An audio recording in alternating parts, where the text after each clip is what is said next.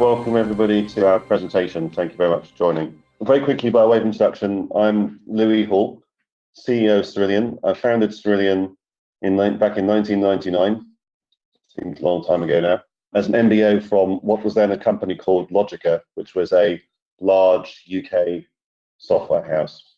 And after we completed the MBO, we went out to the private equity market and raised a total of £10.5 million of private equity funding to redevelop the product set, build a sales marketing team, and build up the business. And then over the ensuing 17 years, we built a customer base and got a position in the market. And in 2016, we then did an IPO and came to AIM and have gone on to build the business from there with an initial market cap of £22 million. So things moved on, obviously, quite a bit since then. And I think there were essentially three reasons that we came to AIM. The first was that we needed to exit our private equity investors who'd been in the business for a very long time. So by doing essentially a buyout of the MBO business, a buyout of the operating company, the new PLC, we were able to exit the private equity investors. We then rolled all of the management shareholding into the new company, and that gave us a platform to carry on developing the business. We also thought it was important to try and raise our profile because we were working with larger and larger telcos, and the transparency that comes with being a listed company, I think, has been important, and we thought at the time would help. And finally, we're also keen to expand the business inorganically through acquisitions. And coming to AIM gave us a platform to easily enable us to easily raise capital to do that. So that was the other reason. Oliver Gilchrist, CFO, I'll just really do a quick introduction of him. Oliver's been with us since almost the very beginning, 2001, just after the dot-com crash, so his timing was good. And he's enjoyed it so much, he's been here ever since. Prior to being at Cerillion, Oliver did a number of tech businesses after having done his accountancy training at Coopers. Okay, so Cerillion, high-level overview, what do? So we provide CRM and billing software to telecoms companies, telephone companies all over the world. So what is that software? So let's have a quick look at some detail. So this schematic outlines the different product modules that we provide, and each of these blue boxes on the diagram is a Cerillion product module, and the colored boxes at the back of the diagram are a representation of what the industry standards body believes telcos need in the enterprise software domain. So as you can see, we cover pretty much all the areas, and it's a very broad range of functionality. So our CRM Plus module, for example, enables telcos to onboard their customers, to manage those customers, to enable those customers to manage themselves through self-service and mobile apps, online applications, and so on. We then have a sophisticated product catalog that enables telcos to define ever-increasingly complex products that they provide to customers. So even from a consumer point of view, if you think about it, typically in the UK, we see Sky, BT, Virgin, and so on, advertising bundles of broadband, mobile, and fixed wire and TV packages, and those what we call quad play packages are complicated to configure and to sell, and consequently our product catalog is an important piece of the puzzle. And then our service manager module enables telcos to connect those services to the network, to turn services on and off. So that's very important. As well as that, we cover charging. So we have a sophisticated online charging engine, which monitors customers' usage of those services and manages their balances. So, for example, making sure that they have enough data left to do this particular online transaction session, or that they have enough text messages left in their balance, or call minutes, or whatever it is. So that is all happening in real time. And then at the end of whatever the billing period is, typically a month, our billing module, our revenue manager module, puts those transactions onto bills, raises regular monthly charges, deals with tax, manages receivables, does collections, and so on and so on. And then without spending a vast amount of time on the detail, we have other modules around the edges that do some more peripheral things, such as managing where the infrastructure is on the ground, for example, and digital mapping and data analytics and so on and so on. So that's a broad sweep of what the product set does. And if we just sort of step back, and this is software that telcos have to have. So they can't be in business without this software. It's very sticky. Typically, it'll take a telco at least 3 years from deciding to move to a new, what we call CRO and billing platform, to get from that decision to having something live and in service. And typically, installation of these systems, configuration, installation, the whole process is a 12 to 15 month exercise, sometimes as long as 18 months. So these are big engagements, and once customers have that software live, they're typically very reluctant to move unless there's a good reason. What's our USP? Our USP is that we provide a product solution in a market that has traditionally been dominated by bespoke, customized solutions. And our competition, which we'll talk about a little later, tends to have a very different model based around maximizing the amount of customization work that can be done to enable a more complex solution to be provided that earns more services revenue. So we're very much focused towards a solution that works out of the box. Every customer has the same solution. And this is sort of supported by, I think the market has moved in our favor in that this is very much the software as a service model. So increasingly with software vendors are providing software as a service, multi-tenanted, providing the same product to every customer, as opposed to more traditional customized systems for large enterprises. And again, sort of at a high level, we now have about 90 customers in around 44 countries, and as you can see from the map, spread very widely across different parts of the world. About half of our revenue, just over half our revenue, comes from services, and that's largely services to install systems. So putting in a new CRM billing system will take of the order of 3,000 to 4,000 man days typically. So that's a lot of services work, but also providing services to existing customers. Now, whether that's operating their systems for them, which is increasingly the norm, or providing new interfaces, or doing more training or more configuration, a whole range of different services we provide to existing customers. And then just under half our revenue comes from software, which is software licenses. And these days it's typically term licenses, typically 5-year terms, and software support and maintenance. Geographically, normally about half of our revenue comes from the European market. These numbers are for the 6 months to March this year, our first half of our financial 21, our year end being September. Normally about half our revenue comes from Europe. It's skewed more towards Europe, really just a timing thing, that we've won more larger deals in Europe recently than we would normally expect to see. But typically about half revenue comes from Europe, and the other half split somewhere between the Americas and Asia Pacific. Our customers, as I was saying before, these are sticky relationships. Our customers have been with us for a long time. Over 70% of customers have been with us for more than 5 years, but some customers have been with us for as long as 20 years, and lots of customers will have been with us for 10 years. That's important because a lot of our revenue in any given year comes from our existing customer base. So well over 70% normally would come from our existing customer base, and often that can be as high as 80%, which means we're not dependent on winning lots of new customer business to do any particular year's numbers. In terms of people and locations, we're based in London headquarters, and Pune, which is about 3 hours drive from Bombay International Airport in India. And we have about 150 people in India and about just over 100 in the UK and the odd other location. So that's where we are geographically. And just a sort of a few words about what we actually deliver. So what's increasingly important is providing a service rather than providing a traditional set of software modules. So the blue circle in the middle represents our modular product suite. So this is the software product set, and around that we provide that's licensed on a term basis.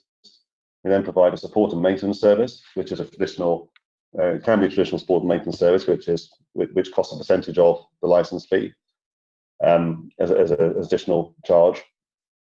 And then increasingly we're providing this software as a service wrapper, which is where we host the solution for the customer. So rather than traditionally we would have installed the software on the customer's hardware in the customer's data center, given them lots of training and handed over the keys, increasingly we're hosting a system for the customer and then operating that system for the customer as well. And that adds a whole extra level of services and recurring service revenue into our model, which is very important. Of course, for telcos that still want to have traditional on-premises implementations, we can do that as well. So who are these customers? We have a very broad range of telco customers. Some of these names might be familiar, some of them probably won't. We have very large telcos like Proximus, which is BT of Belgium, Liberty Global, one of the world's largest telcos that owns Virgin Media and lots of other telco properties around Europe and the Americas. Three in the UK, name you probably know. And then we have some very small ones as well. Manx Telecom is the BT of the Isle of Man, so they're a customer of Cerillion. We also do the same thing for Gibraltar and Malta and so on, customers that we acquired early on in our journey. And I think, we are at the end of the day a very small company, and we're in a market where typically the competition is much bigger than us, and we're able to work for these big tier one telcos in niches. So for Liberty Global, for example, we provide our software to support their Caribbean and Central American operations. So if you go to Barbados and go for a plane, you'll be connecting to this. You turn your phone, you'll be connecting to the Cerillion software in Barbados, and do the same thing. Lots of the Caribbean islands. For Proximus in Belgium, we don't do their main consumer billing for their 20 million or whatever consumer customers, but we do their most important challenger brand that they've launched in the market. And as that in a sense, that is of course a foothold that we then build out from. So that's the way we work with the larger customers. With the smaller ones and the mid-sized ones, we tend to do everything for those customers across all of their bases. So a very broad range, traditional telcos, and that also includes what we call MVNOs, who are telephone companies like Virgin Mobile, for example, that haven't got their own networks, that simply provide service on other network operator networks. And we have some alternative types of telcos, like, for example, Link Mobility, which is a company that aggregates, the biggest company in Europe for aggregating messages. So when you vote for the Eurovision Song Contest, Link Mobility uses Cerillion software to do that. So that's all very very broad. So, and then a quick look at the market drivers. So why do telcos change their software, and how do we win business? So on the one hand, yes, it's good that this is a very sticky solution, and that telcos, once you won a customer, it is hard to lose that customer. So why would they ever change? And I guess that there are three main drivers for why telcos buy new CRM and billing systems. One is just technology. So technology can drive a review of systems. So for example, 3G was a big leap, and that did lead to lots of system changes and upgrades because legacy systems couldn't handle that technology. 5G is not a particularly large leap from a technical point of view, but it's driving a big wave of investment. And I think what we're seeing in the market is that as telcos invest not just in 5G, but also in improving fiber broadband, which is been brought to the fore by the pandemic and people using this as a medium as we are today to communicate in their daily lives way more than they ever have in the past. Telcos are making big investments in this area, and some of that investment trickles down into the ancillary systems that support those networks, and that inevitably leads to people thinking about quite big changes. Also, in terms of recouping those investments, telcos looking to expand their revenues, and that's what this top set of things is about. So how do we create new services? How do we monetize new services? How do we repackage things, rebundle things to generate more revenue? And often telcos will then look at the ancillary systems, the CRM, the product catalog, charging, and so on, and realize that they can't do those things because the tools they have aren't flexible enough. So that then drives digital transformation, which leads to us winning business. And then the final driver, of course, is just business optimization. So telcos build up lots of different billing platforms over the years as they introduce new services. It's always easier to get something new in rather than try and change what's already there. So some of the large telcos will have 40 or 50 different billing systems, and every time they introduce a new system into the set, that's more ongoing OPEX, and more people to operate those systems, and so on and so on. So often we're involved in consolidating multiple platforms onto a single new Cerillion platform as a way to reduce OpEx and consolidate overheads. So that's also a key driver. In terms of the markets, well, I've spoken a bit already about how we divide the market. We can work with the tier ones and the large tier twos through niche plays, and with the smaller tier twos and tier threes through more complete engagement. And then we do have some customers in other verticals, so mainly in power, water, gas, so other utilities. But that's really only with our network inventory module, so the module that manages where infrastructure is in the ground, and the same solution that can manage where telephone cables, fiber optic cables, base stations, antennas, and so on is located and connected, can also manage the way that water pipes and electricity power cables and pylons and so on are located and connected. But the vast majority of our business is in telco, not in other verticals. Channel partners are important to us, so we have a very strong partnership with Nokia, who are one of the big four telco equipment vendors in the world. The others are Ericsson, Huawei, and ZTE. We'll come on to those in a moment. We also have a partnership with GE. So GE, better known for making jet engines, but are actually a very big software vendor as well. And they sell our network inventory products with their digital mapping tool. They have a very heavy lift digital mapping tool that enables engineers to map where equipment and plant is out in the roads and so on. And they sell our network inventory module on top of their digital mapping tool. And we're also working with some of the large systems integrators, say the people like Capgemini, TCS, Infosys, and so on in India. And they're important because they have vast sales networks, lots of existing relationships with telcos, and a desire to put their people onto projects. So they're an important channel for us into a broader range of opportunity. A quick look at the competition. So we essentially have three main types of competitors. So we have what we call the large ISVs. So that means independent software vendor. So those are, and the main ones there are Oracle. So Oracle, database manufacturer, has a provider, has a big practice in this area. And then we also have a large company called Amdocs, which is an Israeli company. And it's the biggest player in this space. All it does is about $4 billion of turnovers worth of CRM and billing. And also a large player called Nextcracker, which is part of NEC Group out of Japan. And we win against these guys because we have the out-of-the-box product solution, which costs tens or less millions of dollars to provide, whereas the bigger beasts have much more process of working from a framework where they're tailoring a solution to more specific requirements, and that tends to cost hundreds of millions and take a lot longer. So we're winning against those players in that way. And I think the market is turning in our favor, driven by the software as a service revolution, in that I think, whereas telcos historically would have been reluctant to use the same software as their competition, that's become less of an issue. And if you think about the way that, for example, Salesforce is used, telcos would just accept that everyone uses Salesforce, so they'll use Salesforce. And I think that there's now a realization that it doesn't really matter. It's not the billing system or the CRM system itself that will decide whether you're successful in the market or not. It's how you configure and use that system, and that all comes down to optimizing your business processes and all the rest of it. And all that, of course, is configurable.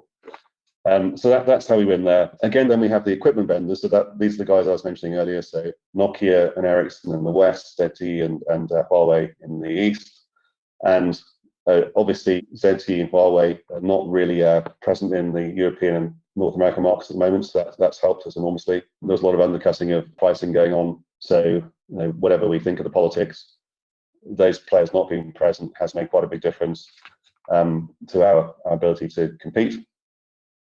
And I don't think there's any sign of that changing soon. Ericsson have a big customer base of telco customers, and we tend to win against Ericsson because, well, A, they have a more fragmented product set, so they put their product set together through lots of acquisitions, but also because we have a more out-of-the-box solution. And then there are some smaller independent software vendors like ourselves, but they tend to be more specialized on particular sectors of the market, so either on particular geographies, on particular types of telcos. The analysts are really important. So a lot of telcos will go to Gartner, for example, to decide who to put on their request for tender lists, RFPs, and we are very highly rated in Gartner. We're in their magic quadrant. We're also covered by all the other main analysts, and that's a lot of hard work on obviously having good products to start with, but also on marketing and building relationships with those analysts. Okay, so that was an introduction to who we are, what we do, markets and competition. I'm now going to move on to the highlights of the period just ended, the 6 months to the 31st of March. We were very pleased that this was our strongest ever trading period, strongest ever 6 month trading period, and that we achieved these record numbers on the new orders, recurring income, back order. The chart on the right hand side is really illustrating the point that what's really changed since we IPO'd in 2016 is the size of the largest deals that we're doing. So we're essentially doing larger deals, typically with larger and larger customers. And back in 2016, if we signed a £2 or £3 million deal, we've been very happy. You can see that by the time we get to 21, the size of the largest deal has got substantially higher. And that's obviously hugely important in terms of higher recurring license fees, higher recurring maintenance fees, and higher recurring other additional services. And typically the larger customers are the ones that want us to do more by the way of providing the software as a service, rather than just providing software on their own premises. So new orders were up 148% to 23.6 million, which is a bit higher than the total new orders for the whole of 2020. So the first 6 months of 21 outdid the whole of 20 in new orders value. So as you can see from these charts, substantial increase in back order, which is the middle, right in the middle of the page, middle chart, jumped from 24.2 to 42.1 million, a 74% increase. And that's driven, of course, by the big new orders jump, as you can see on the left-hand side, to the left-hand side of that chart. And the top right-hand corner of this page, managed service or application management, if you want to call it that, up significantly, albeit from a low base a couple of years ago. But that's one of the main contributors to the big jump in recurring revenue, which was up 42%. So our recurring revenue is growing much faster than our total top-line revenue. Even our top-line revenue grew 26% in the first half, which is a significant increase on the 9-10% growth we were been achieving for the years before this. And I think if you look at the back order and then look at our pipeline, which we'll come on to a bit later, if you ask whether that growth rate is sustainable through the year ends, I think you could have a full and reasonable view that there's a strong back order to support that. I'll give you a rest of my voice and hand over to Oliver to talk about the numbers in some more detail. Good afternoon, everybody, and thank you, Louis. Just staying on this slide just for a moment, Louis was talking about the recurring revenue, which has been very encouraging, the run rate going up to 9 million at March 21. Just to add a little bit more meat on that bone, that is not including term license. And the important thing there is that we have, over the last sort of 5 years, seen a transition from the licenses we're selling being in perpetuity was the norm, with the odd term license, and the industry and what we're now selling, we're seeing as reversed 180 degrees, in that where the norm now is term license and in perpetuity is a rare commodity which we try and steer away from, but some telcos still insist on.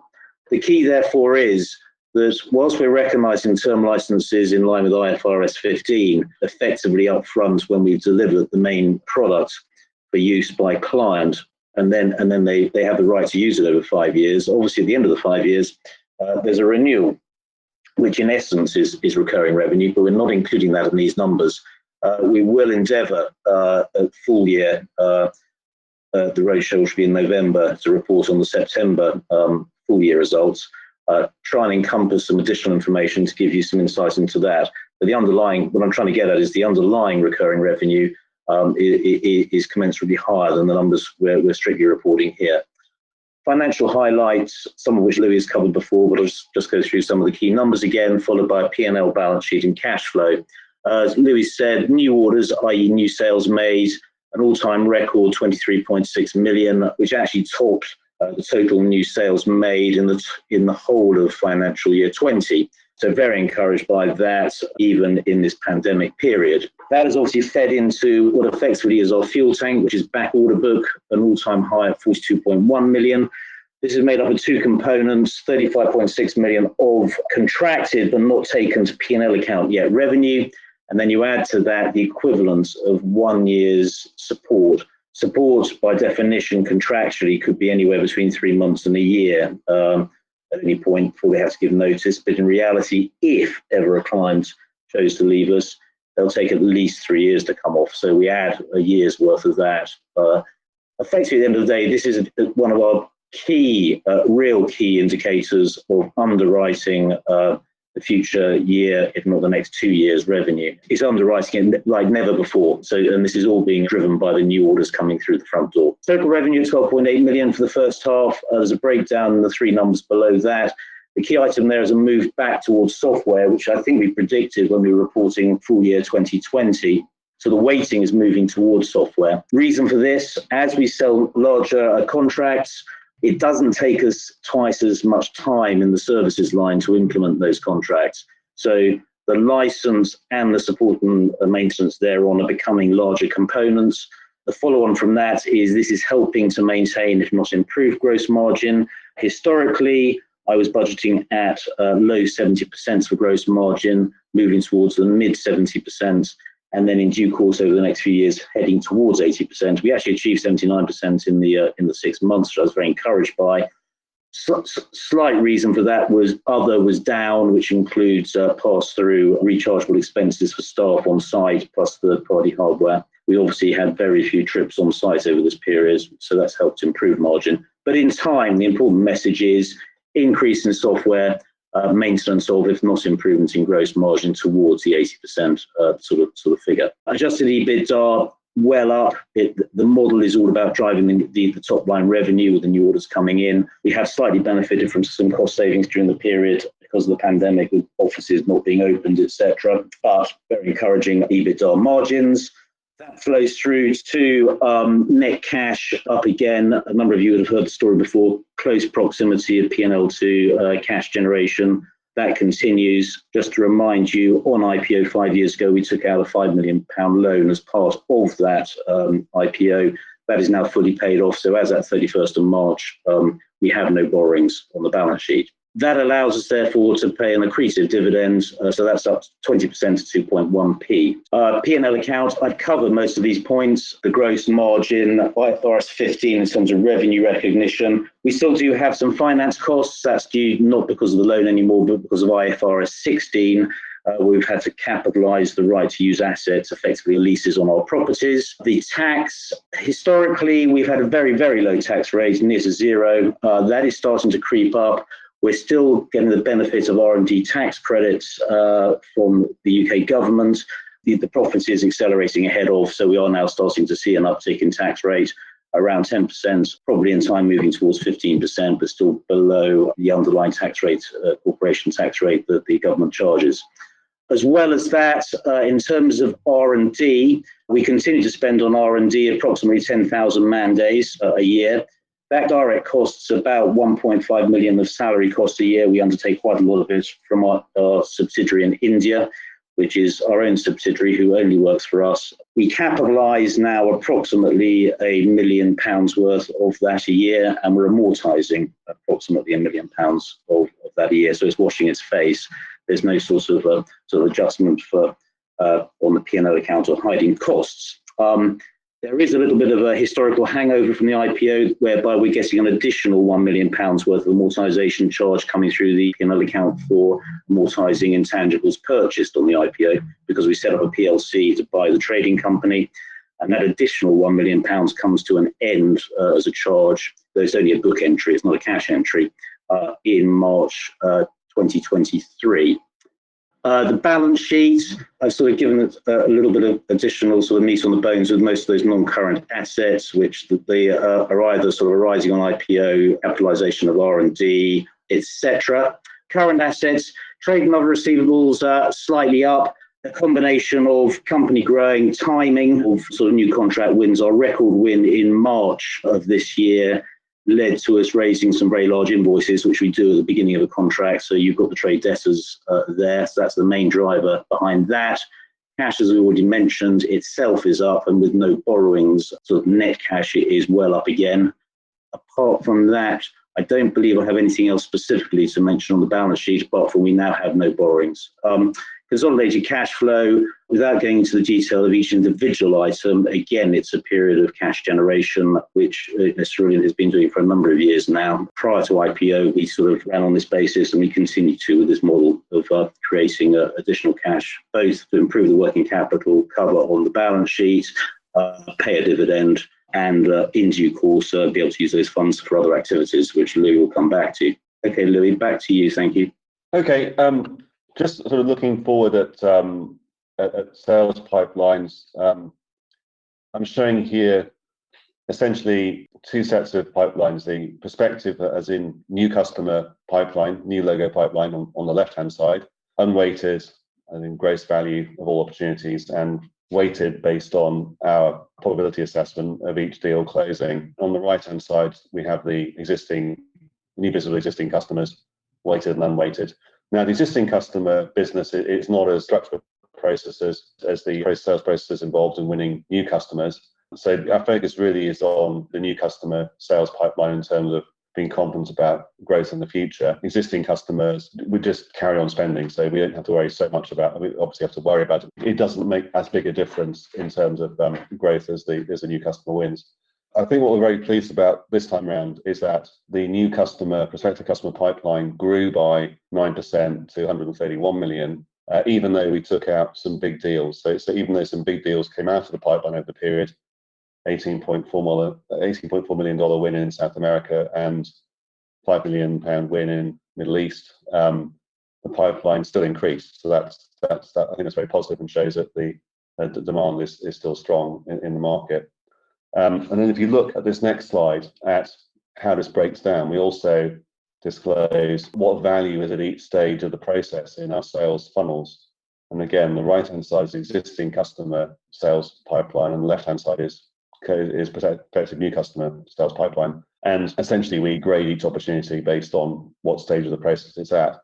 And what's encouraging for me looking forward is that we have 16.6 million at the bottom of this funnel on the left-hand side in the prospective new customer sales pipeline. And those are opportunities where we've been through a complex process of responding to an RFP, being selected, and are in what we call preferred supplier status. So that means that we're typically in contract negotiations on those deals, and we would generally expect to win them. We're not guaranteed to win them. Things can always go wrong. We would generally expect to win those. And then further up on shortlisted, we're typically, that's where we've been through a whole proposal process, and these are very formal processes. They can involve answering up to 10,000 compliance questions, for example. So at the end of this process, we'd be shortlisted, and typically we'll win we're down to one or two, or one of three, and we'll typically win 1 in 2 of those. So that visibility, I think, is very strong in terms of how we look forward and how confident we will be about enabling our growth to continue. So just in summary, at the end of this, we've spoken a lot about the big back order book. That's obviously very important visibility.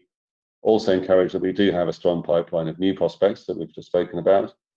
I think we are benefiting from very positive market tailwinds, market trends. The shift to remote working has given telco a spring in its step, I think, and that has pushed forward some of the investments in 5G that were perhaps been a little slow to get moving before the pandemic, and of course more investment in fibre infrastructure. As Oliver's pointed out at length, we do have a strong financial position, and we are cash generative. So I think looking towards the end of 21 and further into 22, we are well positioned, and we are confident about the future.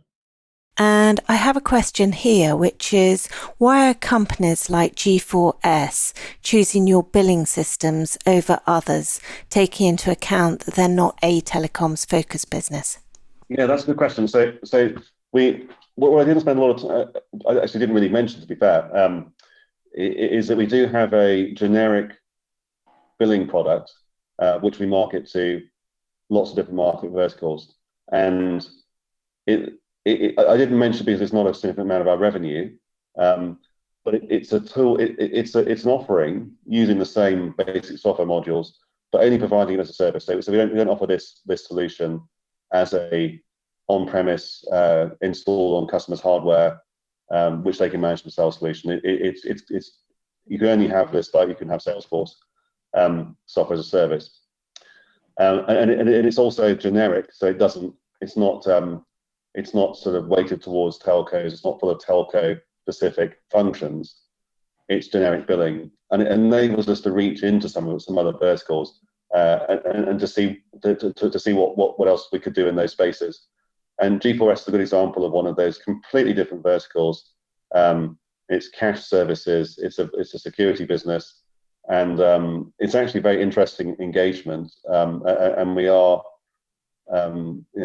pretty much at the core of how they bill for, by definition, for those services. So it has opened up an interesting relationship, and more may flow from that, I think. Thank you very much. And the past 6 months has shown a very impressive growth. Well done. To what extent do you think that rate of growth is sustainable? No pressure.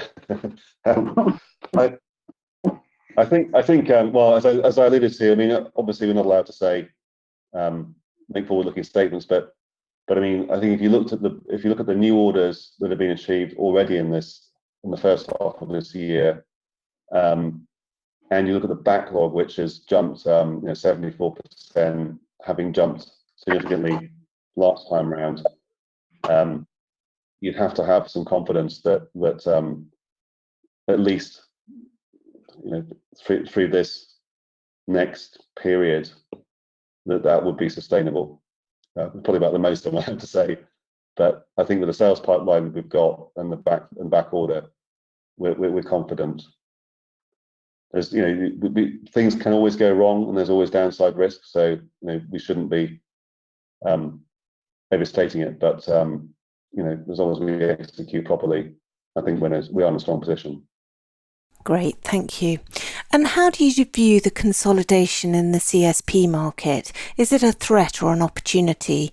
And will it reduce the addressable market for Cerillion, given that you focus primarily on Tier 2 and Tier 3 operators?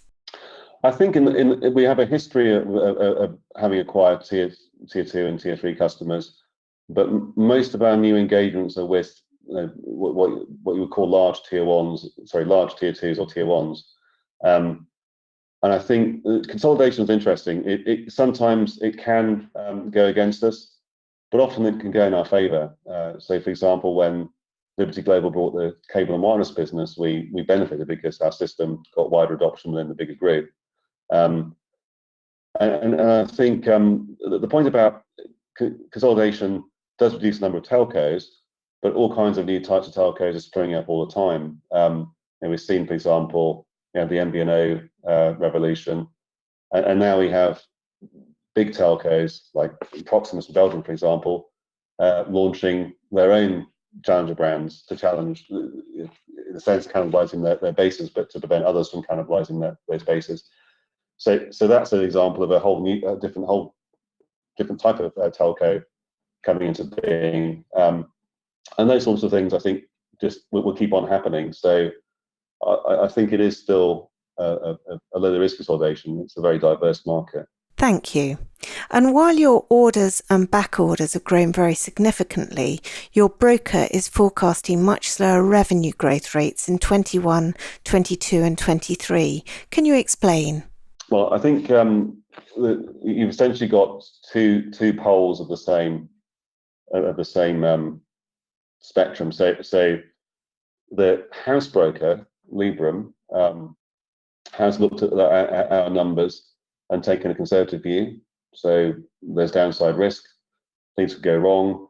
You might not achieve the same level of new orders in the second half as the first half, or you might not win any new orders in the second half. So if you take a very conservative view, then you will arrive at the house broker's numbers. If you look at some of the other, there are two other forecasts out in the market, but the most aggressive forecast takes a very different view and forecasts even faster growth in 22. And that's a view which looks at the same numbers, but assumes everything will turn out right, come up roses, and nothing will go wrong. So I think they're just opposing views based around the same data, as we say, varying views. Thank you. I understand 5G is driving operators to upgrade their billing and CRM software. Can you explain why this is happening and roughly the size of the market that you think might need to upgrade their software? Yeah, sure. I mean, we did touch on this a little bit, but the answer on why is 5G driving upgrades is that there aren't many situations in which 5G directly is a cause, because most modern billing systems and charging platforms will work with 5G. So, for example, we have a customer, one of the mobile operators in Slovakia, that went live with 5G a couple of weeks ago and just switched the network over. There was no change to our software at all. But there is some legacy software out there that doesn't work in real time. You need real time charging for 5G. So some software won't support that and won't support the network interface, the IP interface that 5G uses.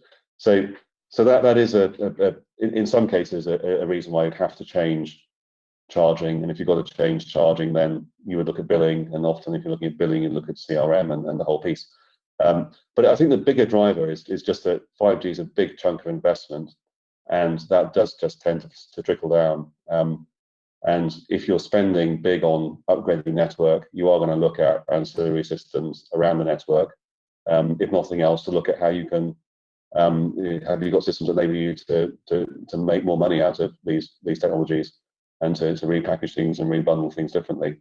So it's more the trickle down effect, I think, than the direct effect. Size of the market, it's very hard to say, to be really honest. If you ask Gartner, they'll probably tell you that the market's 200 to 400 billion a year in what we call BSS, OSS, which is CRM, billing, charging, and all of the other network stuff. But in terms of a company of our size, a market share, it's an enormous opportunity. It's way bigger than we are. And also, sorry, I didn't mention, but good thing to mention as this has come up. There really is no dominant player in our market. So lots of players have relatively small market shares, even if they have quite large turnovers. And should increasing revenue bring increasing operating margins? So to what extent do costs increase as revenues increase? So yes, we should see some operational leverage. It is the bottom line answer. As revenue goes up, costs will go up, but not linear. So we should see some operational leverage. There will be some additional investments in the company as we get larger, as we go through certain almost sort of bands. There are certain additional things one needs to do, but I'm confident that we can accommodate those within maintaining, if not improving, the EBITDA margin. Great, many thanks. And that's the end of questions. Louis, do you have any closing remarks? I'd just like to thank everyone for their interest, and those of you who are shareholders, thank you for support. And I think we are seeing a turning point, I think, and we are very confident about the future.